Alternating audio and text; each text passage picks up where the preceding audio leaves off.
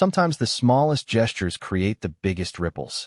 In a world where people rush past each other without a second glance, where differences in race, class, and circumstances build invisible walls between us, one woman chose to see beyond the surface. She didn't know that her simple act of kindness would shatter the silence of a young girl's world and expose the hidden prejudices of an entire hospital system. This is the true story of how a comic book became a bridge between two vastly different worlds, and how one nurse's compassion revealed truths that would change multiple lives forever. What happens when genuine care meets unexpected power? When assumptions crumble and hearts open? The answer lies in the pages of a colorful comic book and the courage of a woman who refused to let a child suffer in silence. The morning shift at St. Mary's Hospital always brought its own rhythm of controlled chaos. Nurses hurried between rooms, doctors made their rounds, and the steady beep of machines created a familiar symphony of healing. For Nurse Patricia Johnson, this Tuesday morning in late September seemed no different from any other, until she noticed the small figure curled up in the corner bed of the pediatric ward. The girl couldn't have been more than 8 years old, with dark hair that fell in gentle waves around her pale face. She sat perfectly still, staring out the window at the parking lot below, her hands folded neatly in her lap. What struck Patricia most wasn't the girl's stillness, but the profound sadness that seemed to radiate from her tiny frame like heat from a fever. Patricia had been working at St. Mary's for 12 years, long enough to recognize when a child was truly struggling. She'd seen kids bounce back from serious surgeries with smiles on their faces, and she'd witnessed others withdraw into themselves when faced with pain or fear. This little girl fell into the latter category, but something about her seemed different, more isolated, more lost. "That's the Morrison girl," whispered Janet, another nurse, as she joined Patricia at the nurse's station. "Been here 3 days now. Hasn't spoken a single word to anyone. The doctors think she might have some kind of trauma response, but they're not sure what happened." Patricia glanced at the chart. The girl's name was Emma Morrison, age 7, admitted for observation after what appeared to be a severe anxiety episode. The notes were sparse, mentioning only that she'd been brought in by her father and that she refused to communicate with staff. No mother listed on the emergency contacts, just a father with a downtown business address.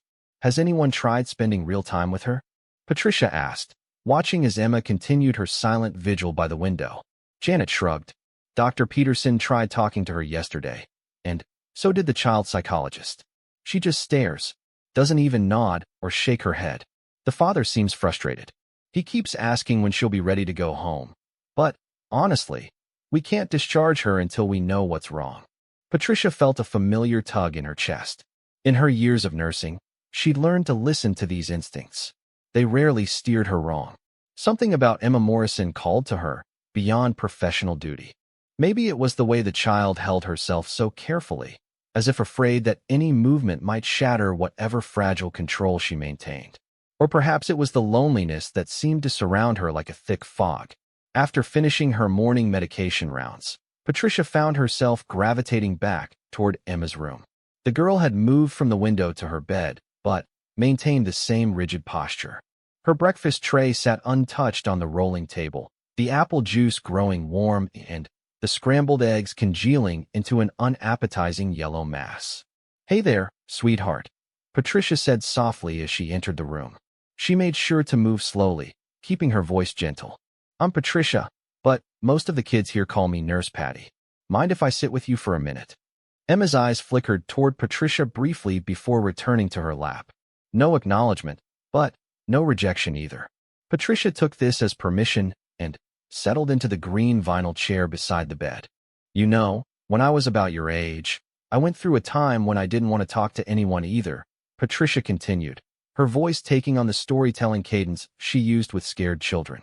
"My grandmother had to go to the hospital, and I was so worried about her that I forgot how to use my voice. The words just wouldn't come out, no matter how hard I tried." A small movement caught Patricia's attention. Emma had turned her head slightly, just enough to listen without making eye contact. "My mama tried everything to get me talking again. She made my favorite foods, bought me new books, even let me stay up past my bedtime. But nothing worked. Then, One day, my older brother Jerome did something that changed everything. He brought me a comic book. Now Emma was definitely listening. Her hands had unclenched slightly, and her breathing seemed less shallow. It was this amazing story about a young girl who had special powers but was afraid to use them because she thought people wouldn't understand. The girl in the comic looked a lot like me, actually, with brown skin and curly hair tied back in ponytails. Patricia smiled at the memory. Jerome told me that sometimes we need to see ourselves in stories before we remember who we really are. Patricia paused, watching Emma's reaction. The child had shifted position slightly, angling her body more toward Patricia while still maintaining her protective posture. The girl in the comic book had to go on this incredible journey to find her voice again. She met all sorts of characters along the way, some friendly and some not so much. But by the end of the story, she realized that her voice was one of the most powerful tools she had, not just for talking, but for helping others and standing up for what was right. Emma's fingers had begun tracing patterns on the white hospital blanket, and Patricia noticed her breathing had become more natural. These were good signs, small but significant. I ended up reading that comic book so many times that the pages started falling out. And slowly, day by day, I started finding my voice again. First just a whisper to myself, then talking to Jerome, and finally, back to my regular chatterbox self. Patricia laughed softly. My mama used to joke that Jerome created a monster because once I started talking again, I never stopped. For the first time since Patricia had entered the room, Emma looked directly at her. Her eyes were a striking blue-green, like sea glass, and Patricia could see intelligence flickering behind the sadness. I was thinking, Patricia said carefully, that maybe you might like to see some comic books too. I know a great little shop downtown that has all kinds of stories. Heroes and adventures and girls who overcome impossible odds. Would that be okay with you? Emma didn't respond verbally, but she didn't look away either. Patricia decided to interpret this as interest. Tell you what, when my shift ends this afternoon, I'll stop by that comic shop and see what catches my eye. Maybe I'll find something that speaks to you the way that old comics spoke to me. Patricia stood slowly, not wanting to startle Emma back into complete withdrawal. In the meantime, maybe you could try to eat a little something? I know hospital food isn't exactly gourmet, but you need to keep your strength up. As she moved toward the door, Patricia heard something that made her turn back. It was barely audible, more breath than sound, but she was certain she'd heard it. Thank you. The words were so soft that Patricia might have imagined them, but Emma was looking at her with those remarkable eyes, and there was something different in her expression. A tiny crack in the wall she'd built around herself. Patricia smiled warmly. You're very welcome, sweetheart. I'll see you later. The rest of Patricia's shift passed in a blur of routine tasks, but her mind kept returning to Emma Morrison. During her lunch break, she found herself researching child psychology articles on her phone, trying to understand what might cause a previously normal child to suddenly stop speaking. Selective mutism, trauma response, severe anxiety disorder, depression. The possibilities were numerous and sobering. She also found herself thinking about the comic book shop on 5th Street. Cosmic Comics had been a fixture in the downtown area for over 20 years, run by an enthusiastic man named David who seemed to know every superhero story ever written. Patricia had discovered the shop by accident a few years earlier when looking for a birthday gift for her nephew, and she'd been impressed by David's genuine passion for finding the right story for each customer. When her shift ended at 3 o'clock, Patricia didn't hesitate. She drove straight to Cosmic Comics, the bell above the door announcing her arrival with a cheerful jingle. David looked up from behind the counter where he was sorting through a box of new arrivals. Patricia, good to see you again. Looking for something for that nephew of yours. Actually, this time I'm shopping for a patient, Patricia explained. A little girl, about 7 years old, who's been through some kind of trauma. She's not speaking at all right now, and I thought maybe a comic book might help her feel less alone. David's expression grew thoughtful. That's really sweet of you. Let me think about what might work. He emerged from behind the counter and led Patricia toward a section dedicated to younger readers. For a child dealing with trauma, you want something hopeful but not dismissive of real struggle. Something that shows characters overcoming difficulties without making it seem easy or trivial. They spent the next 20 minutes discussing various options.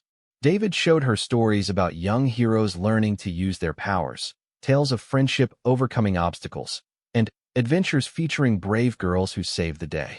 Finally, Patricia's attention was drawn to a comic with beautiful, vibrant artwork featuring a young black girl with natural hair and a determined expression.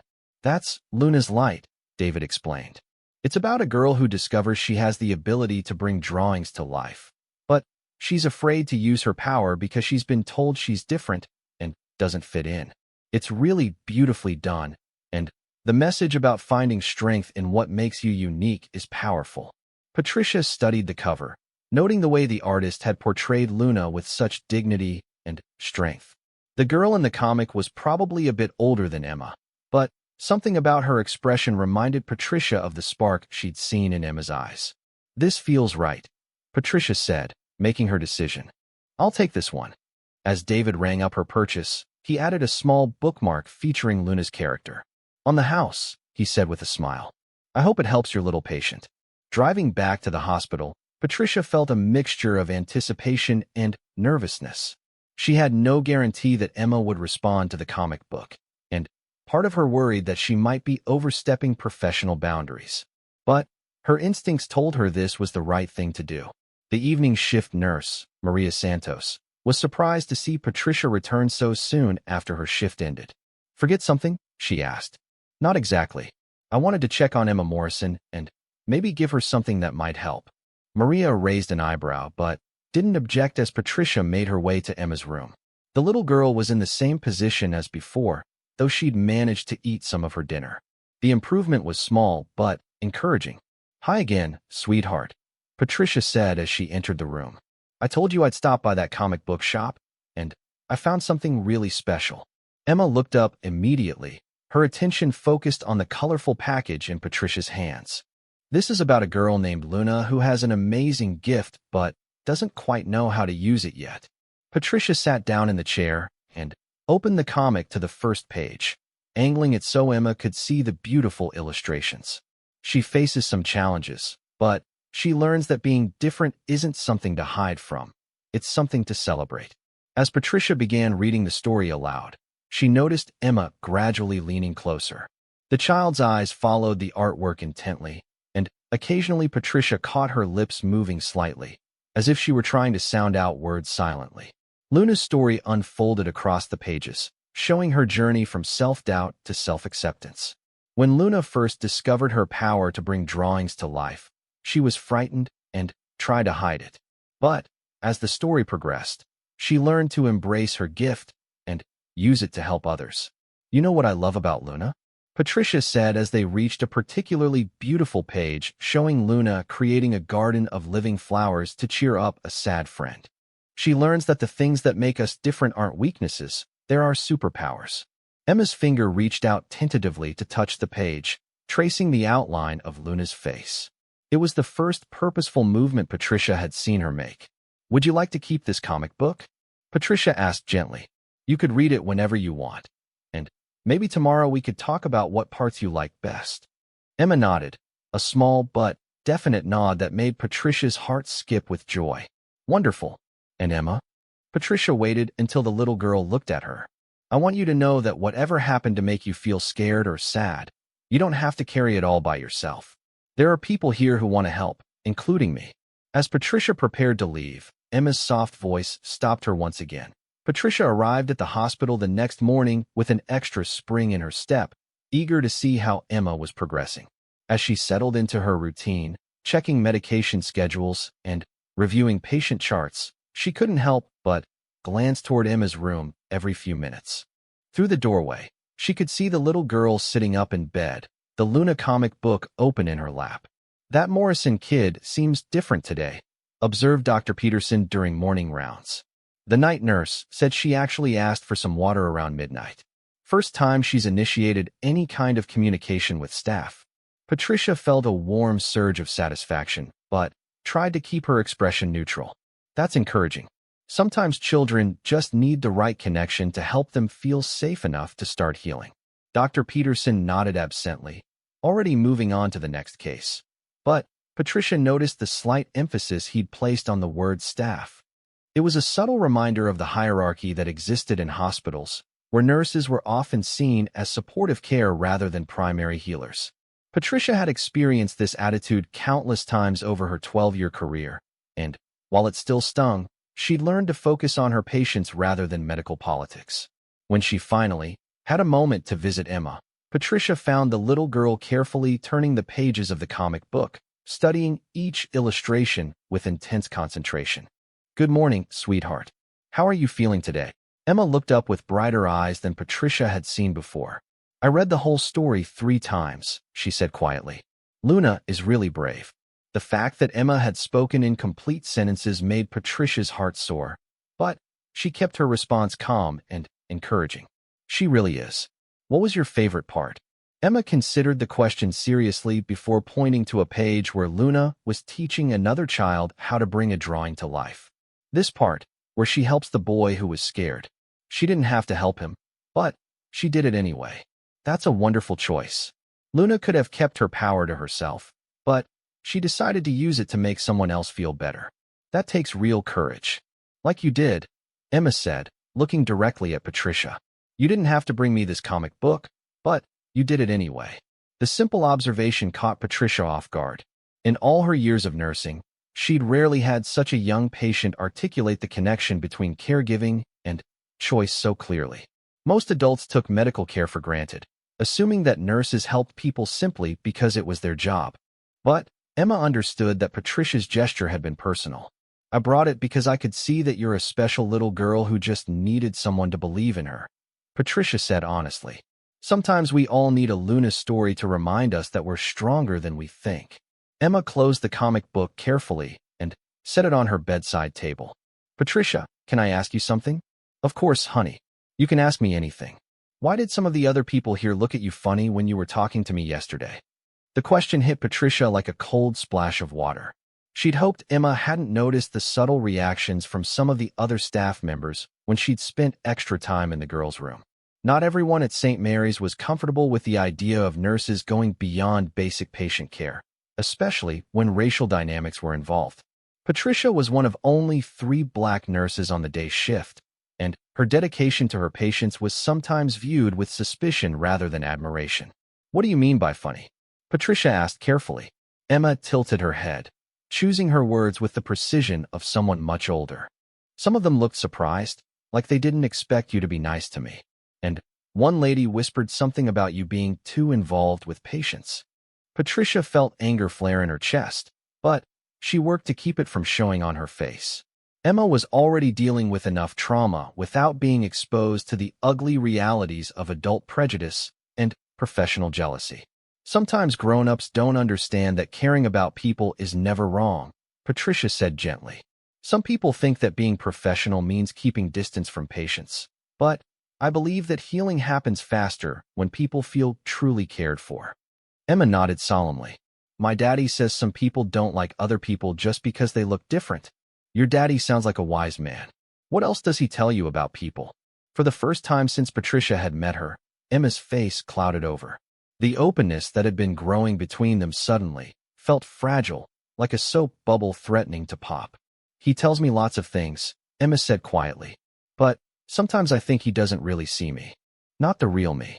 Before Patricia could respond, the sound of expensive leather shoes clicking against linoleum announced someone's approach. A tall man in an impeccably tailored charcoal suit appeared in the doorway, his presence immediately commanding attention. He was probably in his early 40s, with salt and pepper hair, and the kind of confidence that came from being accustomed to having his orders followed without question. "Emma, sweetheart, how are you feeling this morning?" The man's voice carried warmth, but Patricia noticed it had the practiced quality of someone who wasn't used to talking to children. "Hi, Daddy." Emma's response was polite, but noticeably cooler than the enthusiasm she'd shown while discussing the comic book. "Mr. Morrison, I presume?" Patricia stood and extended her hand. "I'm Patricia Johnson, one of the nurses caring for Emma."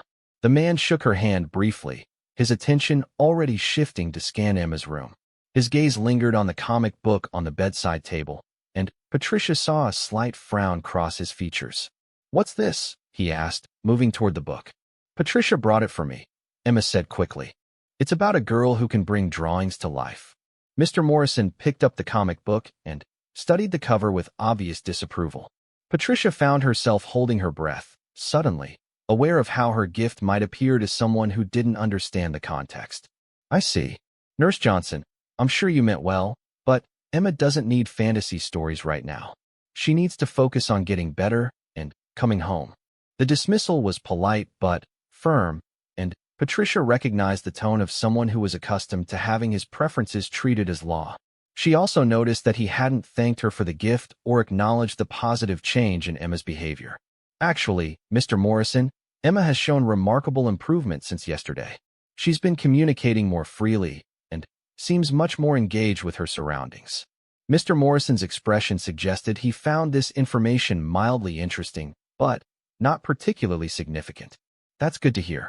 When will she be ready for discharge? I have important meetings coming up, and I need to know when I can arrange for her care at home. Patricia felt a chill run down her spine. In all her years of nursing, she'd learned to recognize the difference between parents who were worried about their children and parents who were worried about the inconvenience their children caused. Mr. Morrison's concern seemed to fall squarely in the latter category. Dr. Peterson will be making that determination, Patricia said professionally. Emma's emotional well-being is just as important as her physical health, so we want to make sure she's fully ready before discharge. Something flickered in Mr. Morrison's eyes, and Patricia had the uncomfortable feeling that she'd just said something that would cause problems later. Of course, I'm sure you understand that I want what's best for my daughter. His tone remained polite, but there was an edge to it now. Emma, I'll be back this evening to check on you. Try to eat your meals and cooperate with the doctors, all right? Emma nodded dutifully, but Patricia noticed she didn't respond with the same warmth she'd shown earlier. After Mr. Morrison left, Emma sat quietly for several minutes before speaking. He doesn't like the comic book. I noticed that too, honey. But you know what? Sometimes adults forget how important stories can be. That doesn't make the story any less special. Emma picked up the Luna comic and hugged it to her chest. Can I keep it anyway? Of course you can. It's yours now, and no one can take away something that belongs to you. The rest of the morning passed peacefully, with Emma showing continued improvement. She ate most of her lunch, answered questions from the medical staff, and even smiled at one of the younger nurses who complimented her on her pretty hair.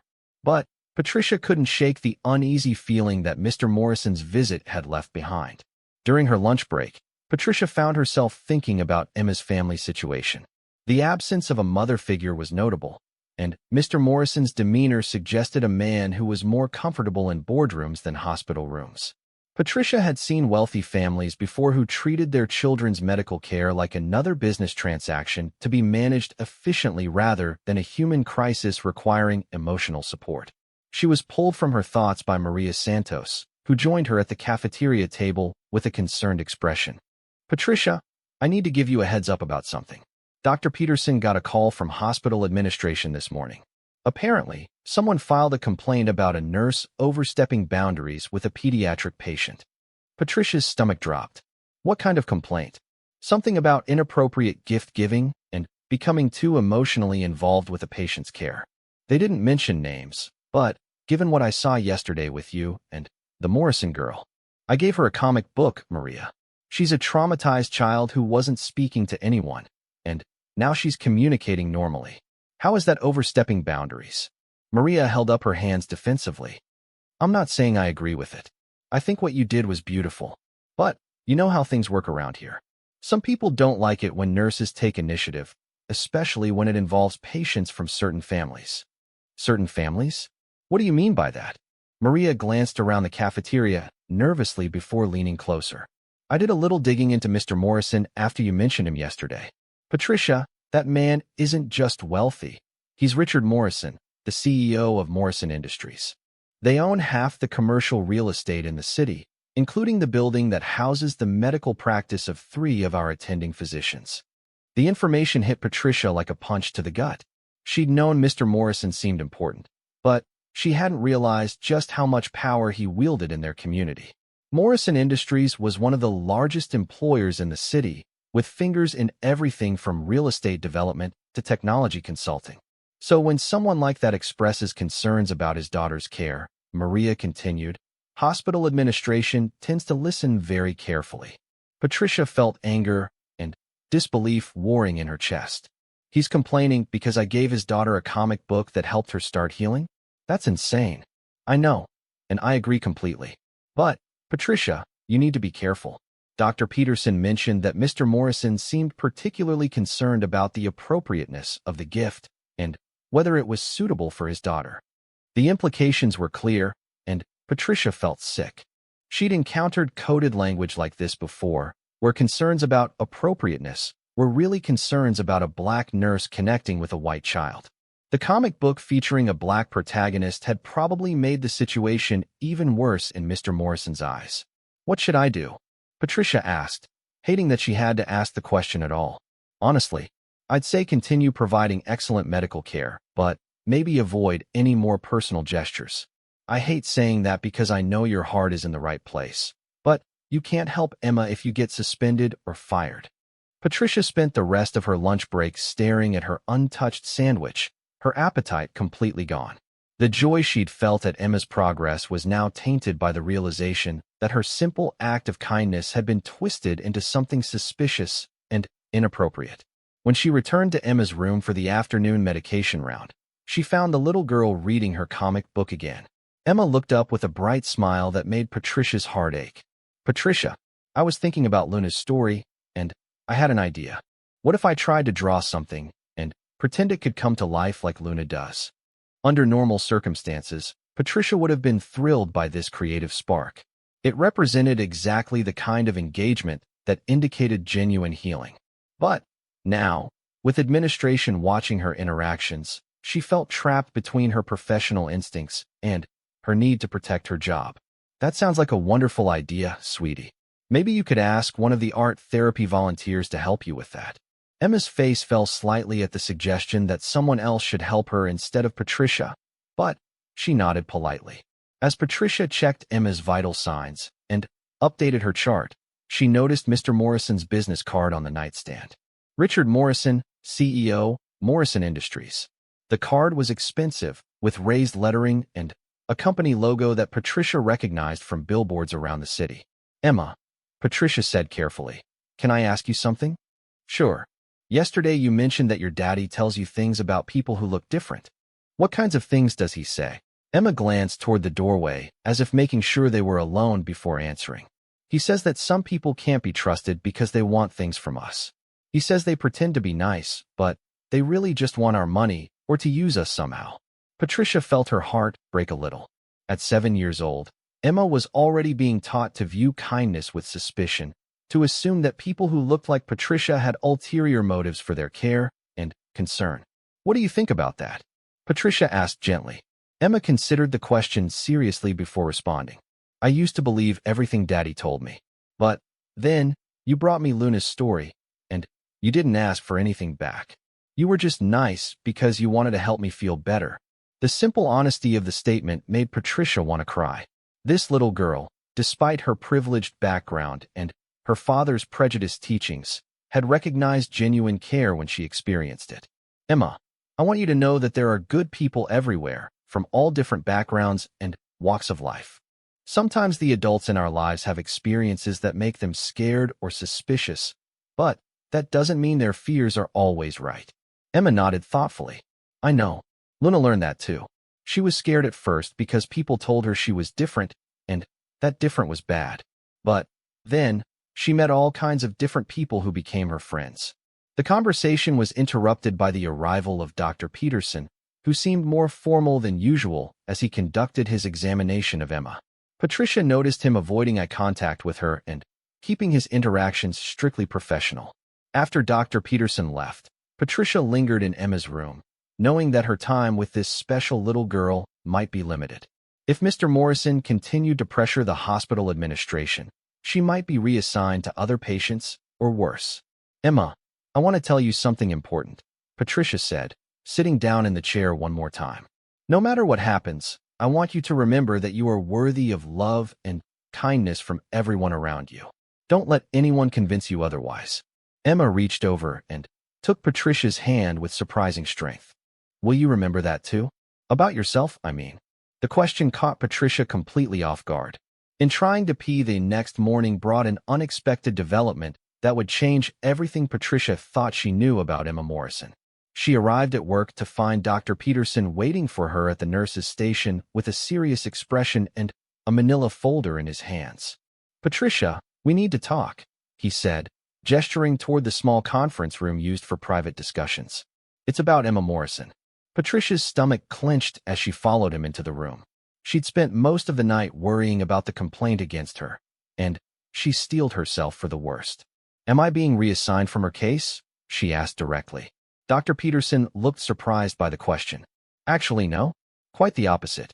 He opened the folder and spread several documents across the table. Last night, after you left, Emma had what can only be described as a breakthrough. She started talking to the night shift nurses about things that have us very concerned.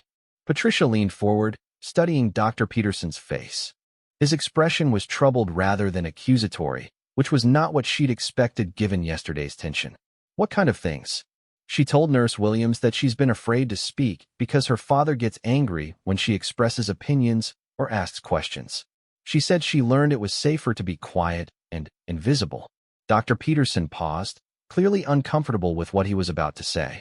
Patricia, she also mentioned that the reason she connected with that comic book character so strongly was because Luna looked like her nanny, who was the only person who really took care of her before she died 6 months ago. The pieces began falling into place in Patricia's mind. Emma's trauma wasn't from a single incident, but from months of emotional neglect following the loss of her primary caregiver. The nanny was black, Patricia said, understanding flooding over her. Yes, a woman named Grace Williams who worked for the Morrison family for 5 years. According to Emma, Grace was more of a mother figure than an employee. She read to Emma, played with her, listened to her problems, and made her feel valued and loved. When Grace died suddenly, of a heart attack, Emma lost the most important relationship in her life. Patricia felt tears pricking her eyes as she imagined 7-year-old Emma dealing with such a profound loss without proper support or counseling. Emma told the night nurse that after Grace died, her father hired a series of babysitters, but none of them lasted more than a few weeks. He wanted them to keep Emma quiet and out of the way, not to engage with her emotionally. She started withdrawing because no one was listening to her anymore. Dr. Peterson pulled out another document, this one with the hospital's letterhead. Here's where it gets complicated. Mr. Morrison called this morning demanding Emma's immediate discharge. He was quite insistent that she was fine and didn't need further observation. But, based on what Emma shared last night, I'm not comfortable releasing her back to his care without a proper psychological evaluation and some assurances about her emotional support at home. Patricia felt a surge of relief mixed with apprehension. So you don't think I overstepped with the comic book? Overstepped? Patricia, you may have saved this child's emotional life. Emma specifically told us that seeing a character who looked like Grace in that comic book made her feel safe enough to start talking again. She said it reminded her that there were still people in the world who might care about her the way Grace did. The validation was overwhelming, but Patricia tried to stay focused on Emma's needs. What happens now? That's why I wanted to talk to you. Emma has specifically requested that you be the primary nurse working with her during the evaluation process. She trusts you in a way that she doesn't trust the rest of us, and that trust could be crucial for her healing. Before Patricia could respond, there was a sharp knock on the conference room door. Dr. Peterson opened it to reveal Mr. Morrison himself, his face flushed with anger and his expensive suit slightly wrinkled as if he'd dressed in haste. Dr. Peterson, I demand to speak with you immediately about my daughter's care and the completely inappropriate interference by your staff. Dr. Peterson stepped aside to allow Mr. Morrison into the room, though his expression remained professionally neutral. Mr. Morrison, I'm glad you're here. We need to discuss Emma's condition and treatment plan. Mr. Morrison's gaze fell on Patricia, and she saw his jaw tighten with barely controlled fury. I specifically requested that this nurse be removed from my daughter's care. Instead, I arrived to find that she's been encouraged to share private family information with hospital staff. Mr. Morrison, Dr. Peterson said calmly, Emma shared that information voluntarily because she finally felt safe enough to express her feelings. That's actually a very positive development. Positive? Mr. Morrison's voice rose dangerously. You call it positive that my daughter has been manipulated into betraying family privacy by someone who has no business interfering in our lives? Patricia felt anger flare in her chest, but she kept her voice steady. Mr. Morrison, I haven't manipulated Emma in any way. I simply provided her with a small gift that helped her feel less alone. Everything she shared with the staff came from her own need to express feelings she's been holding inside. Mr. Morrison turned his full attention to Patricia, and she saw something cold and calculating in his eyes that made her understand why Emma had learned to stay quiet around him. Let me be very clear, Miss Johnson. I know exactly what you're trying to do here. You think you can form some kind of special bond with my daughter and then use that relationship to your advantage. Well, I've seen this game before, and I won't allow it. What game? Patricia asked, genuinely confused by his accusation. The game where people like you target families like mine, trying to create emotional dependencies that you can exploit. You gave Emma that comic book because you knew it would remind her of Grace, and you thought that would make her more susceptible to your influence. Dr. Peterson stepped forward. Mr. Morrison, I think you're misunderstanding the situation. Nurse Johnson couldn't have known about Grace's relationship with Emma. That information wasn't in any of our files. But Mr. Morrison was not to be deterred. Don't be naive, doctor. These people research their targets. They find out about family dynamics and use that information to manipulate vulnerable children. The racism in his words was thinly veiled but unmistakable, and Patricia felt a familiar rage building in her chest. She'd encountered this attitude before, the assumption that her kindness toward white patients was somehow calculated and predatory rather than genuine compassion. Mr. Morrison, she said, fighting to keep her voice professional. I chose that comic book because it had a positive message about overcoming adversity. I had no knowledge of Grace or her relationship with Emma. I was simply trying to help a scared little girl feel less alone. And I'm supposed to believe that's a coincidence? That you just happened to choose a book featuring a character who looked exactly like the person Emma was mourning? Patricia realized with growing horror that Mr. Morrison's suspicion wasn't entirely irrational from his perspective. The coincidence was striking, and she could understand how someone predisposed to distrust her motives might see it as proof of manipulation. Sometimes, she said quietly, life provides exactly what we need when we need it most. I call those moments grace, and maybe that's what happened here. The reference to Grace's name seemed to hit Mr. Morrison like a slap, and his composure cracked enough for Patricia to see the grief underneath his anger. For just a moment, she glimpsed a man who had lost someone important to him as well, someone whose absence had left him struggling to connect with his own daughter. Dr. Peterson cleared his throat diplomatically.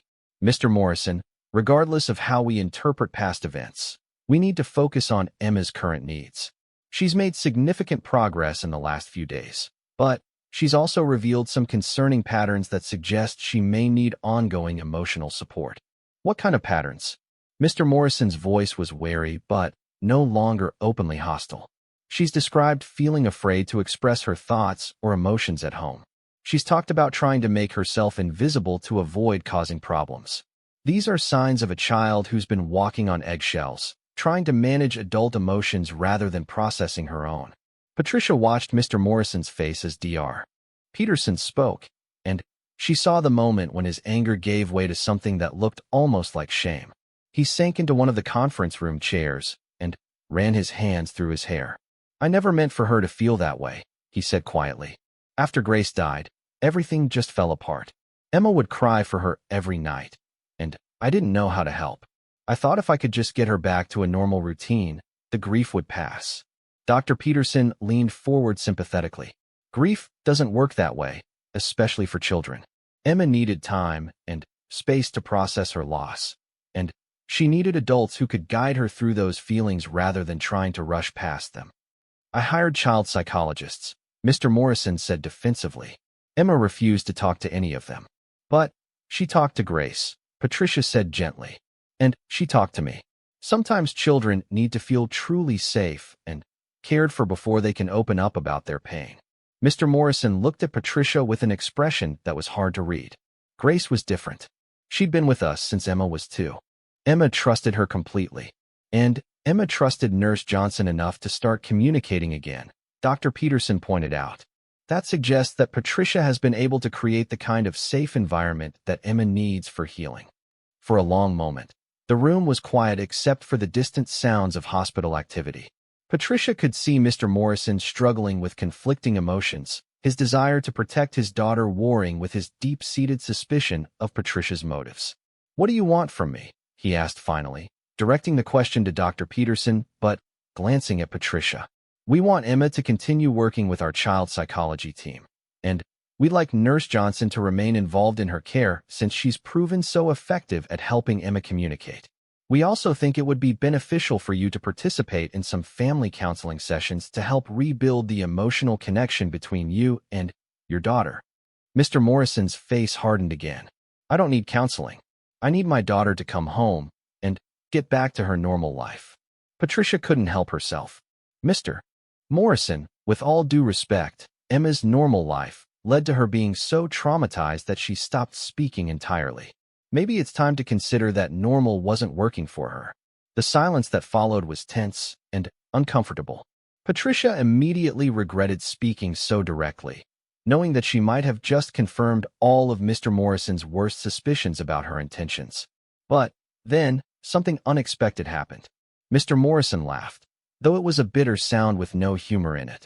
"You know what the ironic thing is?" he said, looking directly at Patricia. "Grace used to tell me the exact same thing. She'd say that Emma needed more emotional attention, that my work schedule was hurting her, that I was raising a daughter who was afraid of her own father." Patricia felt her heart clench with empathy for this complicated man who was clearly struggling with his own grief and regrets. "Grace sounds like she was a wise woman," Patricia said softly. She was. She was also the only person who ever had the courage to tell me when I was wrong about Emma." Mr. Morrison was quiet for a moment before continuing. "The day before she died, Grace told me that Emma was becoming too withdrawn, too afraid to be a normal child.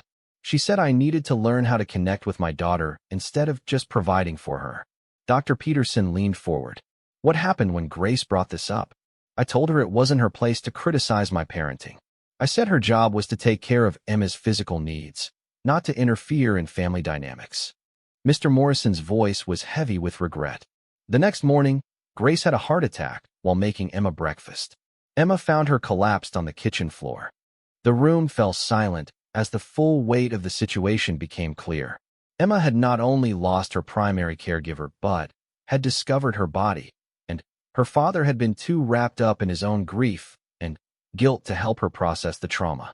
Patricia felt tears threatening again as she imagined the terror and confusion that 7-year-old Emma must have experienced. No wonder she had withdrawn into silence. The world had suddenly become a place where the people you loved most could disappear without warning. "Mr. Morrison," Patricia said gently. "Emma mentioned Grace several times while we were reading the comic book together. She clearly loved her very much. Grace loved Emma too, more than I realized at the time." Mr. Morrison was quiet for a moment before looking at Patricia with something that might have been the beginning of understanding. "You really didn't know about Grace when you chose that comic book?" "No, sir. I chose it because it was about a young girl learning to embrace what made her special instead of hiding from it. I thought it might help Emma feel less alone with her own struggles." Mr. Morrison studied Patricia's face intently, as if trying to read her true intentions. "The character really does look remarkably like Grace. Same skin tone, same natural hair, even similar facial features. Emma must have been shocked when she saw it." "I think she was comforted by it," Patricia said. "Sometimes when we're grieving, seeing familiar faces in unexpected places can feel like a gift from the person we've lost." For the first time since entering the conference room, Mr. Morrison's expression softened completely. "Grace always said that love leaves traces everywhere if we know how to look for them." Dr. Peterson seized the moment of connection. "Mr. Morrison, I think we all want the same thing here. We want Emma to heal from her trauma and learn to express herself freely again. The question is whether you're willing to work with us to make that happen." Mr. Morrison was quiet for a long time, clearly wrestling with years of ingrained prejudices and recent painful realizations about his own shortcomings as a father. What would this counseling involve, he asked finally. Family therapy sessions where you and Emma can learn to communicate more openly with each other. Individual therapy for Emma to process her grief over Grace's death. And continued medical support from our team, including Nurse Johnson, until Emma feels ready to return home. Patricia held her breath as Mr. Morrison considered the proposal. Everything hinged on his willingness to put aside his suspicions and focus on his daughter's needs. And you really think Emma needs all of this? She can't just come home and resume her regular routine? Dr. Peterson shook his head firmly. Mr. Morrison, your daughter experienced severe trauma and has been struggling with untreated grief for months. Without proper intervention, these issues will only get worse. She could develop serious anxiety disorders, depression, or other long-term psychological problems. The medical terminology seemed to cut through Mr. Morrison's remaining resistance. As a businessman, he understood the concept of problems escalating if left unaddressed. How long would this treatment take? That depends on Emma's progress, but probably several weeks of intensive 3 weeks later, the transformation in Emma Morrison was nothing short of remarkable. Patricia watched from the doorway as Emma sat cross-legged on her hospital bed, animatedly telling Dr. Sarah Chun, the child psychologist, about a drawing she'd made of Luna's garden. The same little girl who had arrived mute and withdrawn was now expressing herself with confidence and creativity. And then, Luna realizes that the flowers she brought to life weren't just pretty decorations, Emma was saying, holding up her colored pencil drawing. They were actually healing flowers that could help sick animals in the forest. She didn't know she was helping until she saw the rabbits getting better. Dr. Chun smiled warmly. That's a beautiful interpretation, Emma. What do you think that means about Luna's power? Emma considered the question seriously, a habit she developed during her weeks of therapy.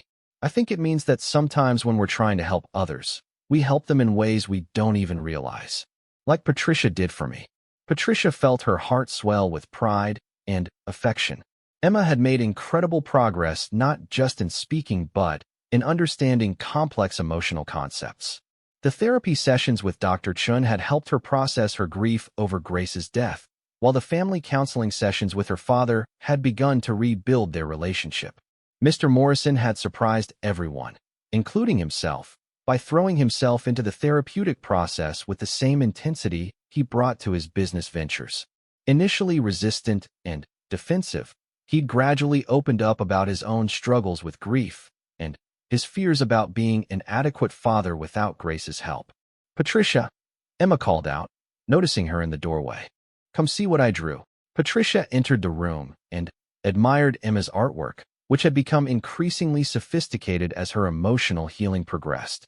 This latest drawing showed Luna in a beautiful garden, surrounded by flowers of every color imaginable, with small woodland creatures looking up at her with obvious trust and affection.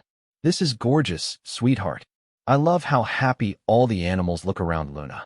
That's because they know she won't hurt them, Emma explained.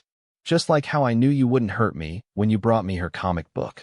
Dr. Chin made a note in her file. Over the past weeks, Emma had repeatedly returned to the theme of trust and safety, working through her fears about letting people close to her again after losing Grace so suddenly. Speaking of your comic book, Dr. Chun said, your father mentioned that you've been asking about getting more Luna stories. Have you and Patricia talked about that? Emma nodded enthusiastically. Patricia said she'd take me to the comic book store where she found Luna's story, but only when Daddy says it's okay. The mention of the field trip brought up a subject that had been causing Patricia some anxiety.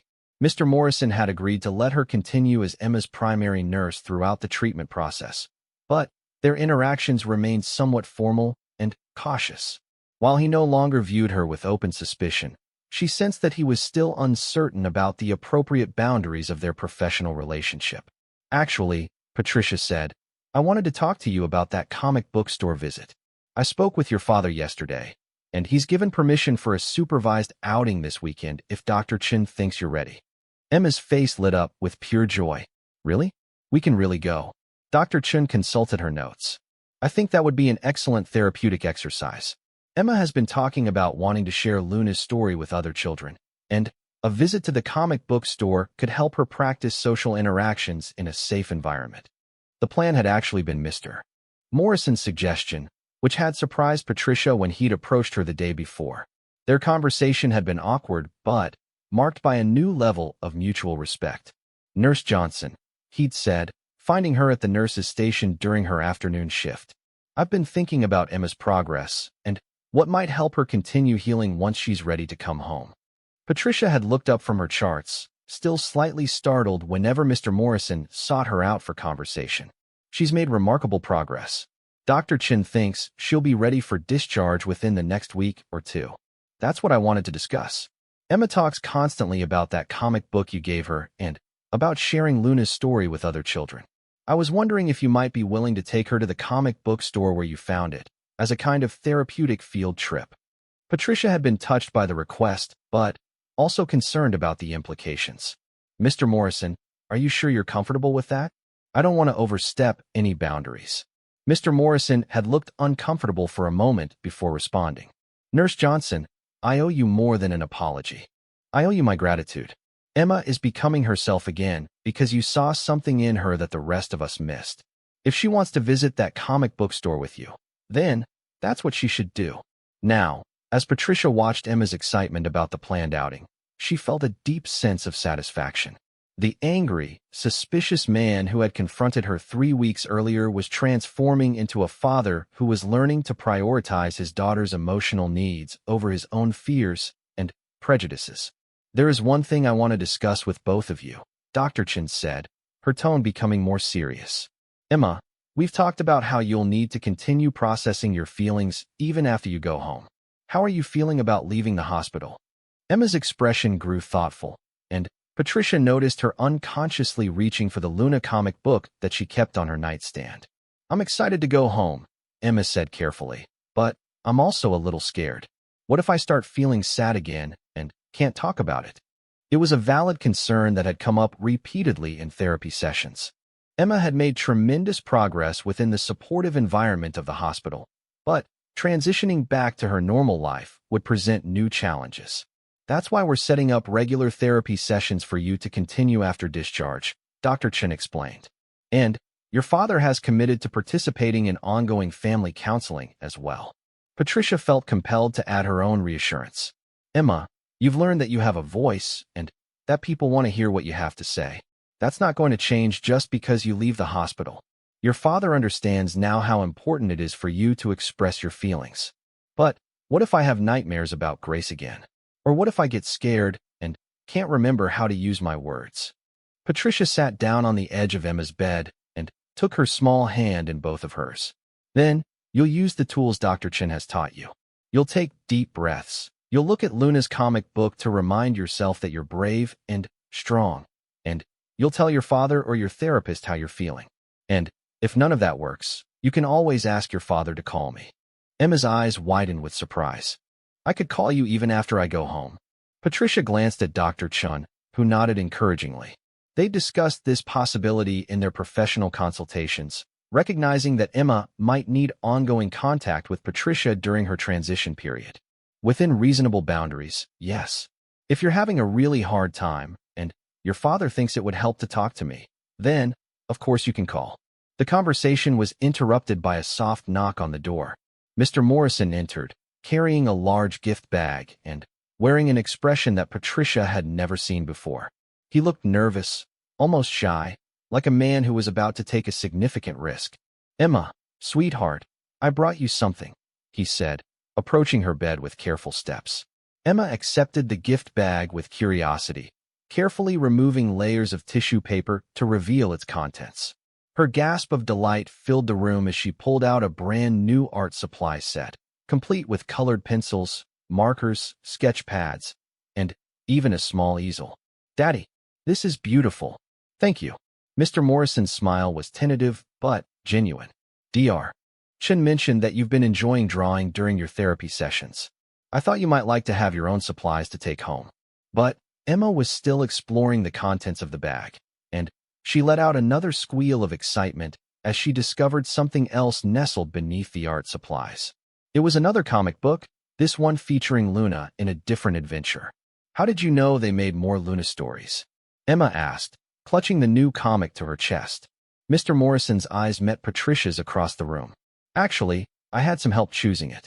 Nurse Johnson recommended this particular story because she thought you'd connect with the message. Patricia felt a warm flush of surprise. Mr. Morrison had sought her advice about the gift, which represented a level of trust and collaboration she hadn't dared hope for. I stopped by that comic book store downtown, Mr. Morrison continued. The owner, David, was very helpful. He explained how Luna's stories are designed to help children work through difficult emotions and experiences.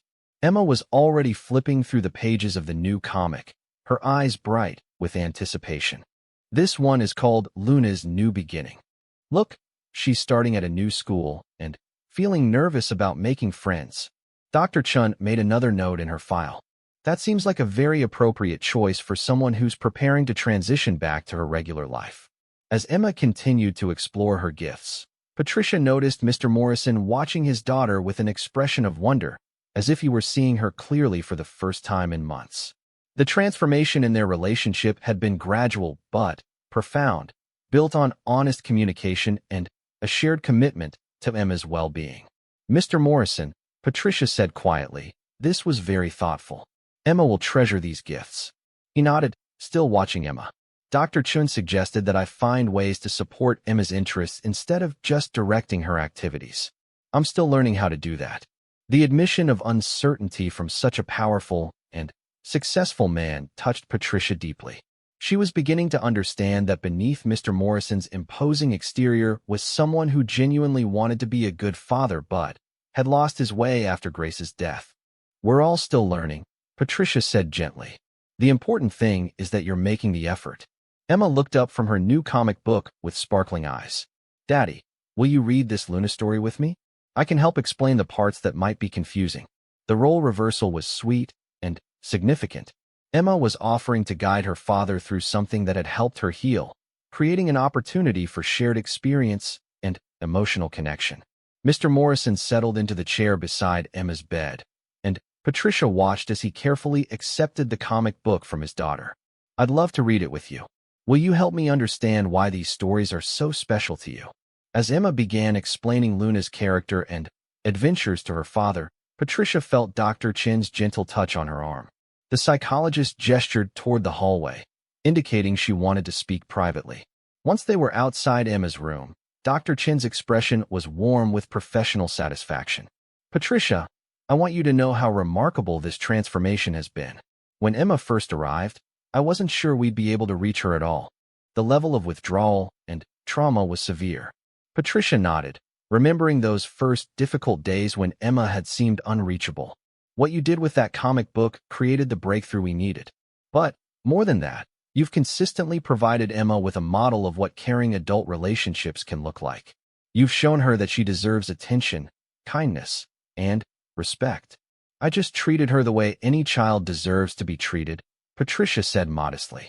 Exactly. And, unfortunately, that hadn't been Emma's experience for quite some time. Mr. Morrison means well, but, after Grace died, he was so consumed with his own grief that he forgot how to connect with his daughter emotionally. Dr. Chin paused, glancing back toward Emma's room, where they could hear the quiet murmur of father and daughter reading together. I want to discuss something with you. Mr. Morrison has been asking about ways to ensure continuity of care for Emma after she's discharged. He specifically mentioned his appreciation for your approach to patient care and wondered about the possibility of arranging for you to provide some ongoing support. Patricia felt a flutter of both excitement and apprehension. What kind of ongoing support? Nothing formal or long-term, but perhaps occasional check-in visits during her first few weeks at home, or being available for phone consultations if Emma is struggling with her transition. Mr. Morrison has indicated he'd be willing to compensate you privately for this additional support. The offer was generous and showed how much Mr. Morrison's attitude toward Patricia had changed. But it also felt like uncharted territory, blending professional care with something more personal. I need to think about the ethical implications and check with hospital administration, Patricia said carefully. 6 months after Emma's discharge from St. Mary's Hospital, Patricia received an unexpected phone call that would lead to the most rewarding chapter of her nursing career. She was finishing her morning shift when the hospital receptionist approached with a message that made her heart skip a beat. "Patricia, there's a call for you from Richard Morrison. He says it's about Emma." Patricia's mind immediately raced to worst-case scenarios as she hurried to take the call. Had Emma suffered a setback? Was she struggling with her transition back to regular life? "Mr. Morrison?" Patricia's voice carried her concern. "Is everything all right with Emma?" "Everything is wonderful, actually," came the warm response, and Patricia was struck by how different Mr. Morrison sounded from the angry, suspicious man she'd first encountered.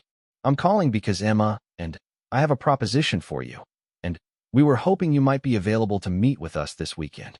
The mysterious invitation intrigued Patricia, but she was cautious about maintaining appropriate boundaries. Since Emma's discharge, they'd had minimal contact beyond a few brief phone calls when Emma was struggling with nightmares or anxiety episodes. "What kind of proposition?" Patricia asked. "The kind that's better discussed in person. Would you be free for lunch on Saturday? Emma has been working on something special that she wants to share with you." Patricia agreed to meet them at a family restaurant downtown, curious about what Emma might have been working on. When Saturday arrived, she was delighted to see Emma racing across the restaurant parking lot with obvious excitement, her father following at a more measured pace with a genuine smile on his face. "Patricia." Emma launched herself into Patricia's arms with the kind of uninhibited affection that showed how much confidence she'd regained. "I've missed you so much. Wait until you see what Daddy and I have been planning." Over lunch, Patricia marveled at the continued transformation in both father and daughter. Emma chattered easily about her new school, her friends, her art projects, and her ongoing therapy sessions. Mr. Morrison listened attentively, asking thoughtful questions and clearly delighting in his daughter's animated storytelling. "Emma has been doing remarkably well," Mr. Morrison told Patricia. "Dr. Chin says her progress has exceeded all expectations. She's made friends at school, her grades are excellent, and she's even joined the art club." Emma nodded enthusiastically. "I've been teaching other kids about Luna's stories too. There's this girl in my class named Sarah who was really shy, and I gave her one of my Luna comic books to help her feel braver." Patricia felt a warm glow of pride hearing how Emma was using her own healing experience to help others. It was exactly the kind of empathy and resilience that she'd hoped Emma would develop. "That's wonderful, sweetheart. I'm so proud of how you're using what you've learned to help other children." Emma's eyes sparkled with excitement. "That's actually what we wanted to talk to you about. Tell her, Daddy." Mr. Morrison leaned forward, his expression mixing business acumen with paternal pride. "Emma and I have been discussing ways to help other children who might be going through similar struggles. We've been working with Dr. Chun and some other child development experts to create a program that could make a real difference." Patricia listened with growing amazement as Mr. Morrison outlined their vision. Using his business resources and Emma's insights from her own healing journey, they wanted to establish a foundation that would provide therapeutic resources to hospitalized children, particularly those dealing with trauma, grief, or emotional withdrawal. The idea started when Emma mentioned that she wished other kids could have access to the kind of comic books and art supplies that helped her heal, Mr. Morrison explained. "But as we researched the need, we realized the scope could be much broader." Emma pulled out a folder that she'd been clutching throughout lunch and spread its contents across the table. Inside were detailed drawings, lists of ideas, and what appeared to be a business plan written in a child's careful handwriting alongside her father's more sophisticated notes. "We want to create Emma's Grace Foundation," Emma announced proudly. "It's named after my nanny Grace, because she always said that love leaves traces everywhere, and Patricia, because you showed me what grace looks like when someone really cares." Patricia felt tears prick her eyes as she realized that Emma was honoring both the woman who had raised her and the nurse who had helped her heal by creating something that could help countless other children. The foundation would provide several services, Mr. Morrison continued, clearly having put considerable thought into the logistics. Comic book libraries and pediatric wards, art therapy supplies, trained volunteers who specialize in working with withdrawn or traumatized children, and support for nursing staff who want to go above and beyond basic medical care.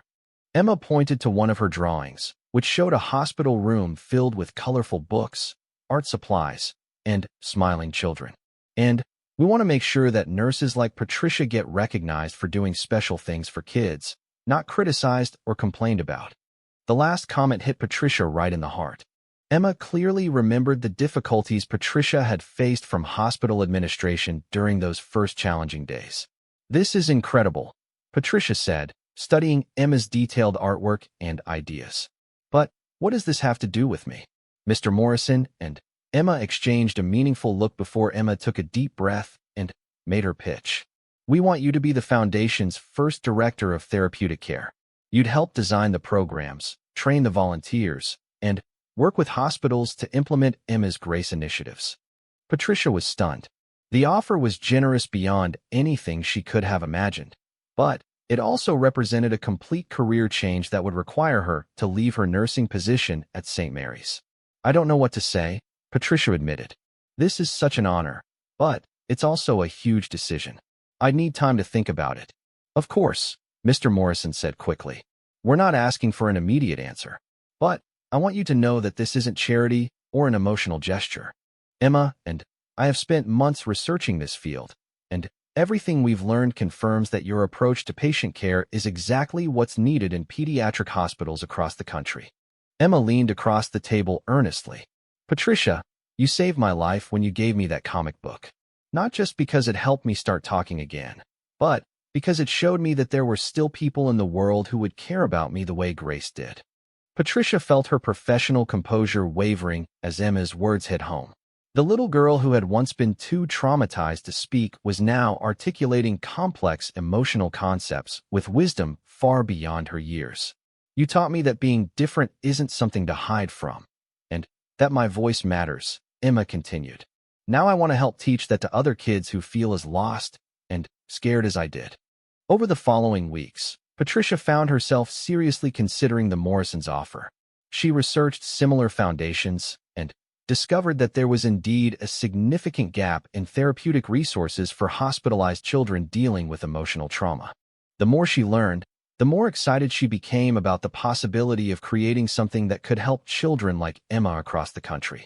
The decision became easier when she realized that accepting the position wouldn't mean leaving nursing behind, but rather expanding its definition to include systemic change and program development. She would still be caring for children, just on a much broader scale. When Patricia finally called Mr. Morrison to accept the position, Emma's excited squeal in the background made her laugh out loud. "There's one more thing," Mr. Morrison sighed, "of course. I'm not suggesting anything inappropriate, but Emma has formed such a strong therapeutic bond with you that it might be beneficial to maintain some connection during her adjustment period." As they talked, Patricia could hear Emma's animated voice explaining Luna's latest adventure to her father. The sound filled her with profound satisfaction and hope. 3 weeks ago, this little girl had been trapped in silence and fear. Now she was confidently sharing her thoughts and feelings, teaching her father about courage and resilience through the pages of a comic book. The transformation was remarkable, but Patricia knew it was just the beginning.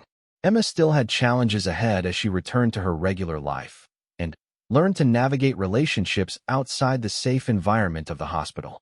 But she now had tools for processing her emotions, a father who was committed to supporting her, and the knowledge that there were people in the world who saw her value and wanted to help her succeed. Most importantly, Emma had rediscovered her own voice and learned to trust in the power of connection and compassion. She had become living proof that sometimes the smallest gestures of kindness could create the biggest transformations, and that healing often began with someone caring enough to see beyond surface appearances to the person underneath.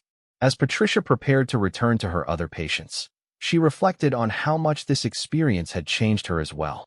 She'd always known that nursing was about more than medical procedures and medication schedules, but Emma had reminded her that sometimes the most powerful healing came from simple human connection and the willingness to meet people where they were with empathy and respect.